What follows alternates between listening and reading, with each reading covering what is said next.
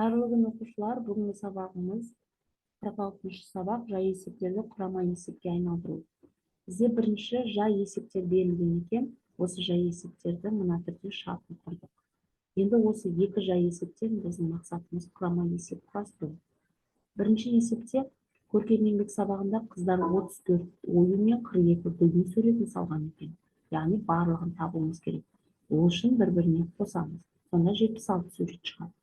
Екінші суретімізде осы 76 суреттен, екінші есепте 76 суреттің 55-і мектепті безендіруге алып кетілген екен. Бұны қалған суреттердің санын табуымыз керек. Ол үшін 76-тан 55-ті азайтсам 21 шығады. Міне осы екі жай есептен мен құрама есеп құрастыруым керек. Ол үшін жазамын.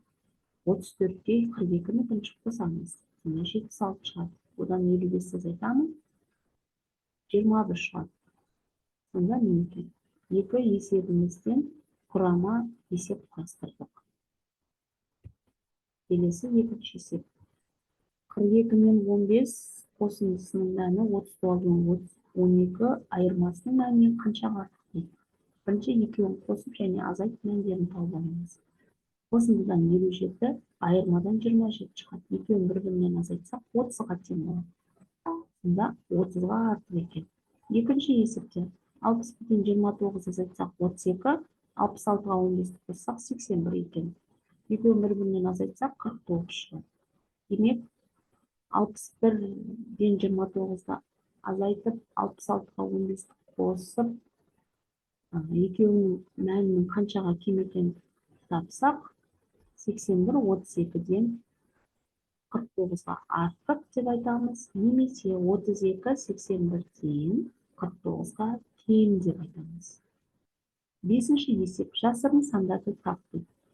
Ол үшін екеуін қосып аламыз 32-ге 24-ті және ол жерден шыққан саннан 41-ді азайтамыз. Сол кезде 15 шығады.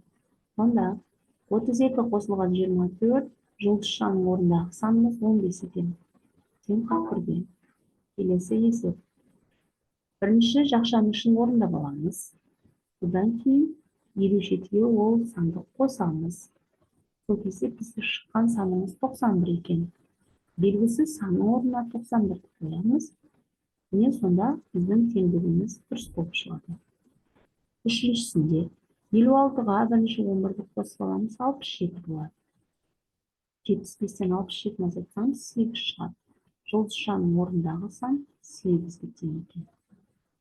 Сонда барлығын қосқанда 75 шығады. Соңғы есеп 26-тан 13-ті азайтсам 13 шығады. 13-тан 4-ті азайтсам 9 шығады. Белгісі санымыздың 9 екендігін таптық.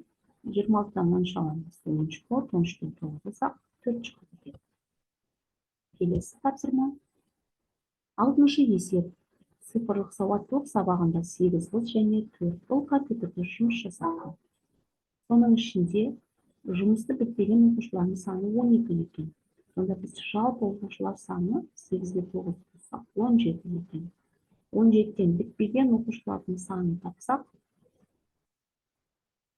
азайтып тастасақ, бізде 5 оқушы қалды. Сонда жұмысты бітірген оқушылардың саны 12 болса, жұмысты бітпеген оқушылардың саны 5 екен. Бізде табуымыз керек еді, осы жұмысты бітпеген оқушылардың санын табуымыз керек еді. Ол сонда 5 оқушы екен.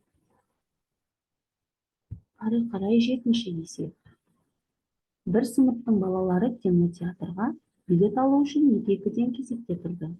Айдос пен Мағжан кезектің басынан санағанда 4-ші жұп болып бітті. Бірінші жұп, екінші жұп, үшінші жұп, 4-ші жұп. Мына жерде Айдос пен Мағжан тұр. Ал соңынан санағанда 10-ші жұп болып бітті. Сонда сыныпта неше оқушы бар? Енді оны былай жазамыз. Мынау бізде 4-ші ғой, алдынан санағанда. Енді артынан санағанда 10-ші болып екен. Енді бұны былай кеткеніміз. Есімдерге сурет түрінде көрсетуді жөн көрдім. Былай санайық.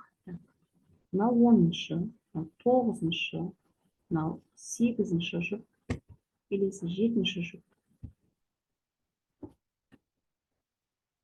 жетінші жұп, алтыншы жұп,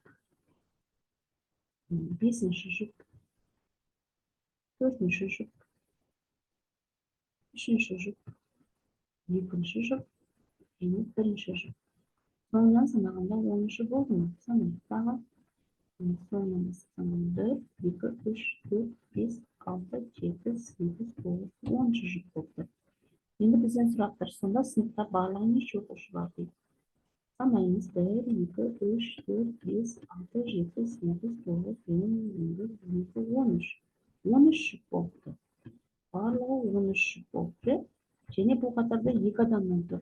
13-ті 2-ге көбейтіп жүрем, 26. Жауабы сыныпта 26 оқушы бар. Енді осының пунктінде апта күндерінің атын және санын атамайық. Ескіні қалай атайсың? Мысалға, кеше, бүгін, бұл күндерді өзіміз қолданып жүрген атаулар, ары қарай жалғастырамыз өзіміз. Сонымен балдар, бүгінгі біздің 46-шы сабағымыз соңына жетті. Назар салып тыңдағандарыңызға рахмет. Келесі кездескенше сау саламатта болыңыздар.